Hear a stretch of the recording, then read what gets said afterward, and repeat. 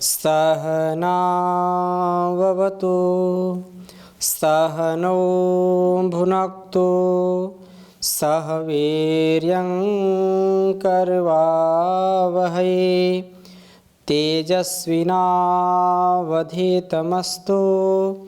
मा विद्विषावहै। ओम शांति शांति शांति। वेदो अखिलो धर्म मूलम। वेद सब सत्य विद्याओं का पुस्तक है। वेद का पढ़ना, पढ़ाना, सुनना, सुनाना तथा आचरण में लाना हम सबका कर्तव्य है। यदि हम अपने जीवन में सुख, शांति, समृद्धि चाहते हैं तो वेद का जो आदेश, उपदेश, निर्देश है उसको हमको आत्मसात करना ही चाहिए। संसार में कोई भी व्यक्ति दुखी नहीं रहना चाहता है, परंतु जाने अनजाने कभी न कभी दुख आ जाते हैं। कभी न कभी अनचाहे कष्ट हमको सताते हैं।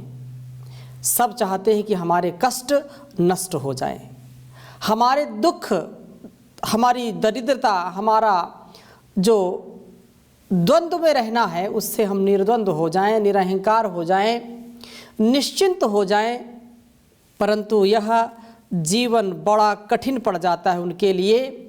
एक एक पल उनका जीवन बहुत ही दुख के साथ कटता है, जो अपने जीवन में इस ज्ञान की महत्ता को नहीं समझते हैं, जो ज्ञान के सोपान नहीं चढ़ते हैं, जो ज्ञान के सोपान में चढ़कर के नया इतिहास नहीं गढ़ते हैं, उनका अच्छा इतिहास नहीं बना जाता, उनका अच्छा इतिहास नहीं बन सकता है। जो कर्म की ऊष्मा है, कर्म की जो ऊर्जा है, जो गर्मी है, जो तेजस्विता है, वो हमको वेद से मिलती है। हमारा गुण कर्म स्वभाव कैसा हो, हमारा आचरण कैसा हो, हमारे परस्पर के कर्तव्य कैसे हो, माता पिता, गुरु, आचार्य, भाई बंधु, बहन भाई, पति पत्नी, गुरु शिष्य, राजा प्रजा, एक एक बिंदु पर हम चर्चा करें तो बहुत हमारे ऋषियों ने इस पर प्रकाश डाला है।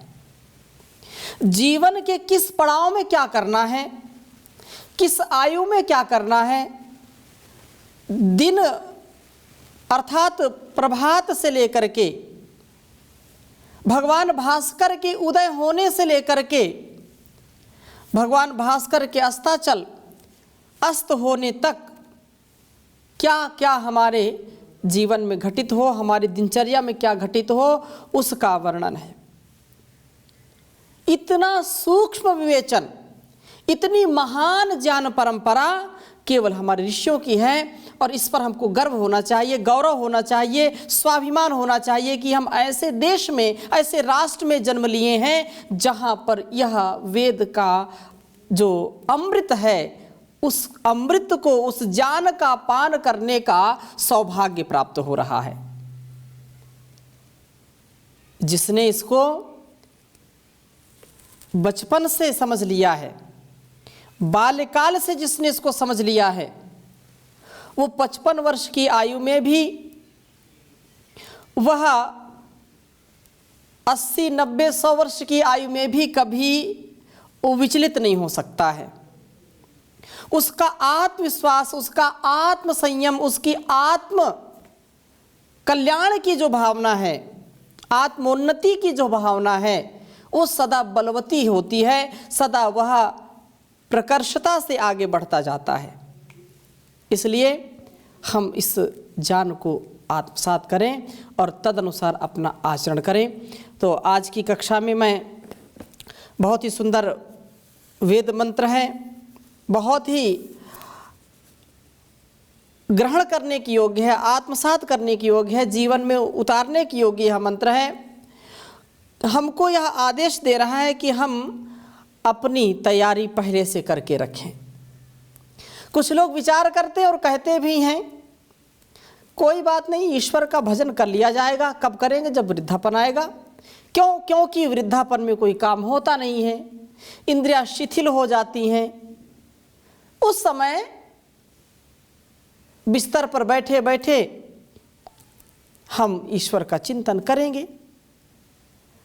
फिर अभी क्या करना है? अभी तो पिब भुंग रमस्व, खाओ पियो मौज करो, और क्या है।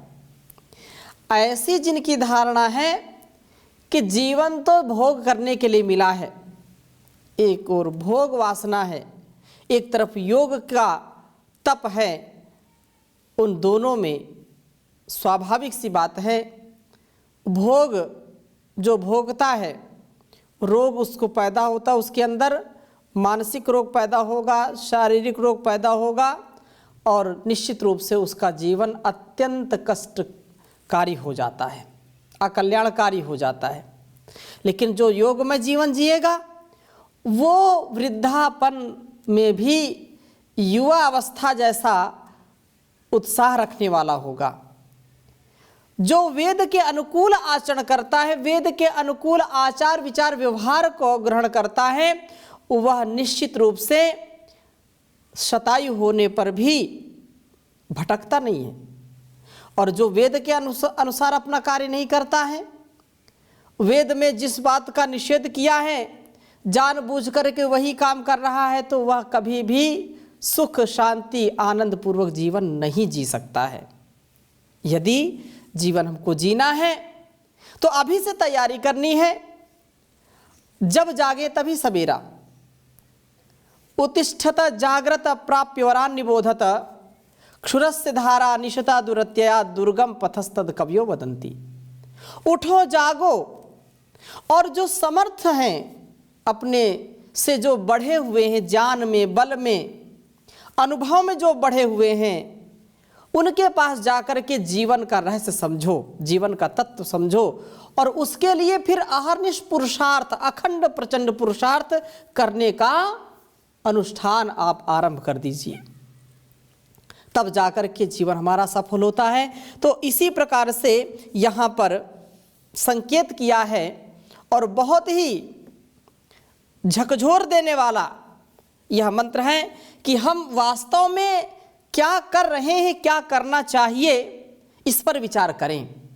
आगे की तैयारी करनी है, आगे का पथ हमको यदि पार करना है तो सफ़र में हम कभी भी धोखा ना खाएं, इसके लिए अभी से तैयार रहना पड़ेगा।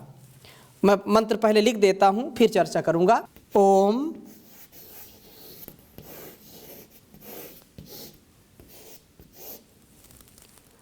मानो अग्ने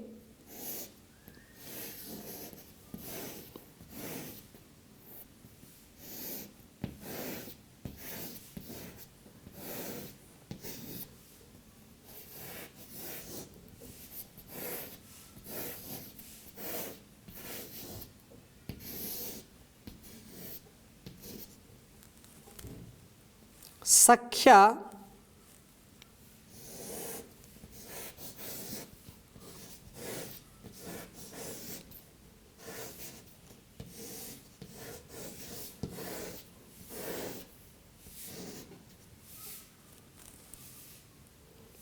पित्र्याणि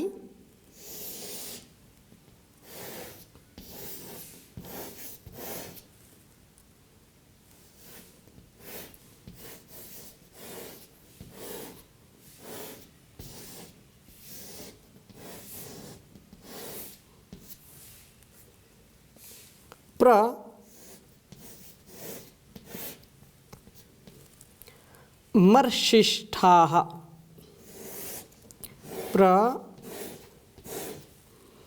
प्रमर्शिष्ठा मर्शिष्ठा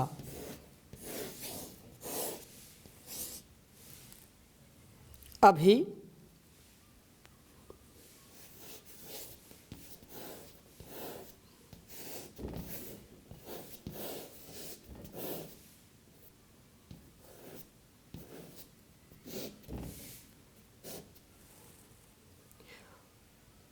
विदुष्कविः सन्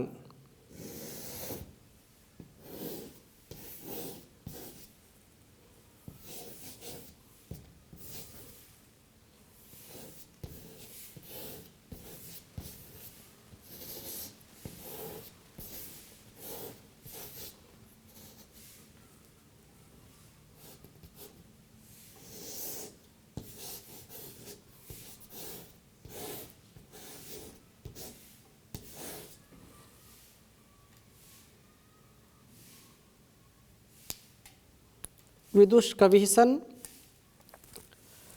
नभो न रूपम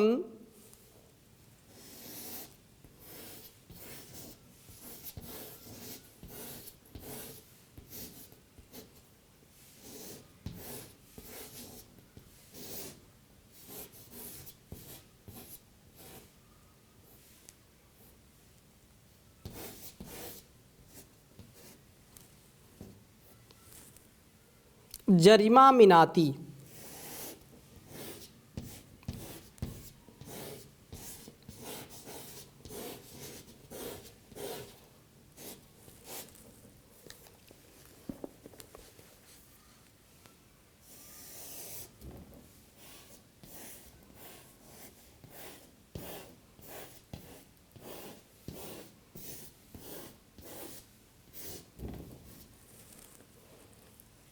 नभो न रूपम जरिमा मिनाति पुरा तस्य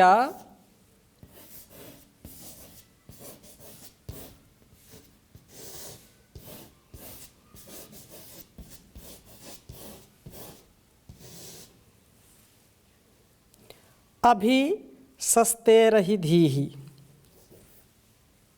तस्या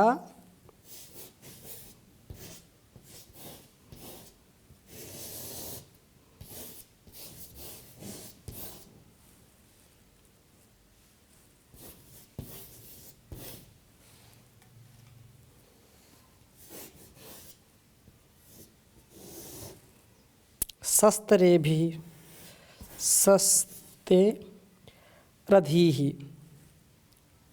शस्तेरधीः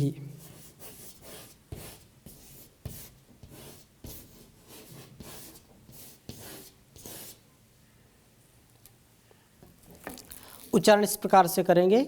ओम मानो अग्ने सख्या पित्र्याणि प्रामर्शिष्ठा अभि विदुष कविः सन नभो न रूपम जरिमा मिनाति पुरा तस्या अभिशस्तेरधीः। ओम मानो अग्ने सख्या पित्र्याणि प्रामर्शिष्ठा अभिविदुष कविः सन नभो न रूपम जरिमा मिनाति पुरा तस्या अभिशस्तेरधीः। ओम मानो अग्ने सख्या पित्र्याणि प्रामर्शिष्ठा अभिविदुष कविः सन नभो न रूपम जरिमा मिनाति पुरा तस्या अभिशस्तेरधीः। भावार्थ इस प्रकार से समझने का प्रयास करेंगे। इसका अर्थ मनो जो ओम मानो अग्नि सख्या, प्रभु जीव से कह रहे हैं कि हे अग्नि, प्रगतिशील जीव, तू नह हमारी पित्र्याणि सख्या, पिता संबंधी मित्रताओं को, पिता को पुत्र के साथ वैसी स्वाभाविक मित्रता, वैसा स्वाभाविक प्रेम होता है जिस प्रकार से माता पिता अर्थात पिता पुत्र को जब उस बड़ा हो जाता है, ज्ञान युक्त व्यवहार करता है तो मित्रवत हो जाता है। वो जैसे उसका अपने पुत्र के साथ प्रेम होता है, उसी प्रकार से मुझे जो तुझसे प्रेम है उस प्रेम को माँ प्रमशिष्ठाः प्रकर्षेण मर्हिष्ठा नष्ट मत होने देना, अर्थात नष्ट मत हो ऐसा हम पुरुषार्थ करें। अभी जो दोनों विदुः जानी जानी ही नहीं कवि क्रांतदर्शी सन होता हुआ तू इन मित्रताओं को नष्ट मत कर। व्यक्ति ज्ञानवान होना एक अलग बात है, ज्ञानी होकर के विज्ञानी होकर के वैसा कर्म करना, वैसा हो जाना, तद्रूप हो जाना, जैसा जाना माना वैसा हो जाना, वो बात अलग है, भिन्न है। कितने ही वेद शास्त्रों का अध्ययन व्यक्ति कर ले, लेकिन यदि उसको अपने स्वभाव में नहीं उतारता है तो उसका स्वभाव उसको पतन की ओर ले जाता है। कहते हैं कि यस्य नास्ति स्वयं प्रज्ञा शास्त्रम तस्य करोति किम, आचारहीनम न पुनन्ति वेदाः। जो आचरण से हीन हो जाते हैं, जो अपने विवेक का सदुपयोग नहीं करते हैं, प्रयोग नहीं करते हैं, वो कितना भी जानवान हो जाए, कितनी ऋचाओं का वो पाठ करते हों, कितने श्लोकों का वो कंठस्थ करनी कर ले, वो कंठस्थ करके या सूत्रों को कंठस्थ कर लें, लेकिन जब तक व्यवहार में नहीं उतारते हैं तब तक उससे बात बनती नहीं है। तो जान पाकर के, जानी हो कर के भी मेरी मित्रता को नष्ट मत करना, और क्रांतिदर्शी हो करके, कवि हो करके भी, कवि होता हुआ भी, क्योंकि कवि क्रांतिदर्शी होती, जो कवि है क्रांतिदर्शी है, जो जहाँ न जाए रवि वहाँ पहुँचे कवि, ऐसा कहते हैं लोग। सूक्ष्मता युक्त होने से भी, सूक्ष्म दृष्टि होने पर भी, दूरदर्शिता होने पर भी तू इन मित्रताओं को नष्ट मत कर।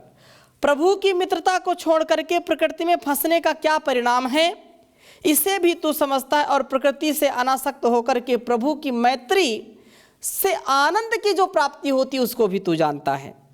इस प्रकार से दोनों को जानता है, वो अभी उभयतः अभितः, दोनों प्रकार से, हर प्रकार से, चारों ओर से तुझको ज्ञान जो प्राप्त हुआ है तो अच्छी प्रकार से जानता है कि जैसा जो कर्म करेगा उसका परिणाम उसको कई गुना मिलता है।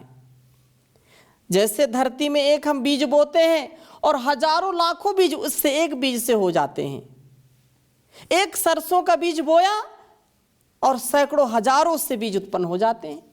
एक वट वृक्ष के अंदर कितना असंख्य अपार बीज होते हैं, फल होते हैं, लेकिन मूल में जाएंगे तो एक ही बीज से वो वट वृक्ष पूरा बना होता है, उसी से उसका प्रादुर्भाव होता है। तो ऐसे ही हमारे गुणकर्म स्वभाव, हमारे द्वारा किए गए कर्मों का फल भी अनंत गुना मिलता है। इसको हमको कभी नहीं भूलना चाहिए। तो इस प्रकृति में फंसना नहीं है। परमात्मा को भुलाने के लिए ये प्रकृति नहीं बनी है, बल्कि परमात्मा को बुलाने के लिए और परमात्मा ने अपनी ओर बुलाने के लिए प्रकृति बनाई है। हम अपने जीवन में इसको आत्मसात करें। और अगली बात क्या कही, श्रेय का ही अवलंबन करना, न रूपम। एक जो वस्त्र के तुल्य बादल नभा आकाश को आवृत कर लेता है, उसी प्रकार से जरिमा बुढ़ापा और रूपम सब सौंदर्य को मिनाती हिंसित कर देता। कितनी सुंदर उपमा दी है, कितना मन को प्रकाश देने वाला यह वाक्य है। पुनः मैं इसको बोलता हूँ, न जरिमा जो नभा जरिमा रूपम मिनाती। जैसे आकाश के जो बादल हैं, आकाश को आवृत कर लेते हैं, सूर्य के प्रकाश को, चंद्र के प्रकाश को ढक लेते हैं, उसी प्रकार से यह बुढ़ापा भी हमारे सौंदर्य को ढक लेता है, हमारी सुंदरता को ढक लेता है, हिंसित कर देता है। तस्याह अभिशस्ते है, तो पूरा इस मुसीबत से पहले ही बुढ़ापा आए और हमारी सुंदरता को ढक ले, उसके पहले ही अधी ही तू ज्ञान प्राप्त करने वाला बन जा। अपने स्वरूप को पहचानने वाला बन जा।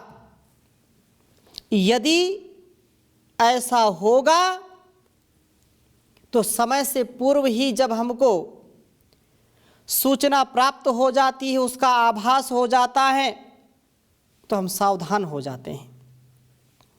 नहीं तो केनोपनिषद में जो बात कही है,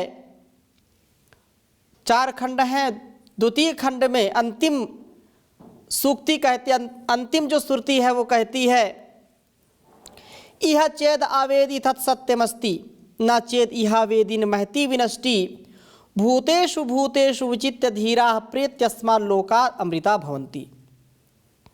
कि शरीर को पा करके, इस संसार को पा करके यदि तुमने सत्य को जान लिया, जीवन के लक्ष्य को जान लिया, क्या करना क्या नहीं करना है, क्या हमारा गंतव्य है, क्या किम कर्तव्यम किम अकर्तव्यम, यदि ऐसा स्पष्टता से हमको दिखाई पड़ने लगे तो हम रास्ते में कभी भटकेंगे नहीं। रास्ते में कांटे हैं, रास्ते में तूफान हैं, रास्ते में गड्ढे हैं, रास्ते में अनेक प्रकार की मुसीबतें हैं। और एक बुद्धिमान व्यक्ति जब देखता है कि सामने खाई है तो कोई भी बुद्धिमान व्यक्ति उधर जाएगा नहीं। कांटा है तो कोई कांटे के ऊपर पैर नहीं रखता है। इसी प्रकार से हम जांच लें, परख लें और पहले से हम तैयारी कर लें कि मैं अपने स्वरूप को जान लूं, नहीं तो महती विनष्टि, महान विनाश हो जाएगा। बुढ़ापा आएगा और सब कुछ लेकर के जाएगा। तो हमको जागरूकता के साथ इसको करना है। यदि इसको नहीं जाना तो सिवाय महाविनाश के और कुछ नहीं मिलेगा। भावार्थ इस प्रकार से हम समझ सकते हैं कि प्रभु व प्रकृति की तुलना करते हुए प्रभु की मैत्री हमको स्वीकार करनी चाहिए। जो जगतपति है, जो जगत का स्वामी है, इस प्रकृति का भी स्वामी है, तो हम स्वामी की शरण में जाएं, स्वामी की शरणागति प्राप्त करें। दासी की शरणागति क्या करना, जो स्वयं दासत्व में है और उसके हम दास बन जाएं तो ये तो अज्ञानता से, मूढ़ता से, अल्पज्ञता से परिपूर्ण बात होगी।